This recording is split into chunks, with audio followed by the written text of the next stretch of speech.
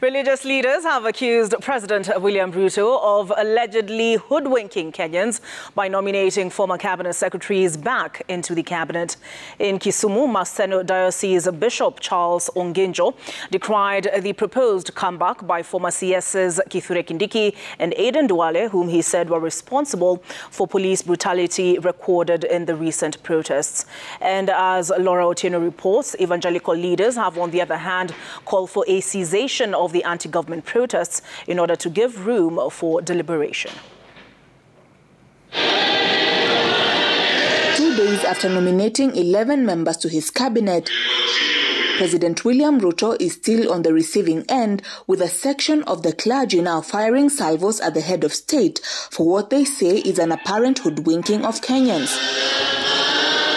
Speaking after the service at St. Stephen's Church in Kisumu, Maseno Diocese Bishop Charles Onginjo decried the choices made by the president in recent times, which he said have shown a great disinterest in sorting out accountability issues raised during the protests. What the president has done, he has made people to be more angry, and probably he doesn't want people to leave the protests.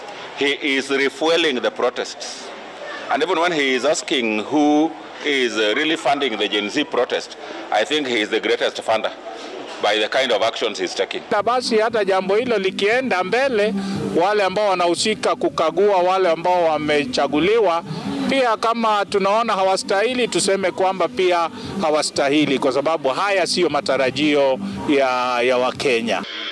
Similar sentiments were shared by leaders of evangelical churches who called for the cessation of anti-government protests. If the country disintegrates, the yoke on ordinary Kenyans will be heavy and life will be harder than ever before.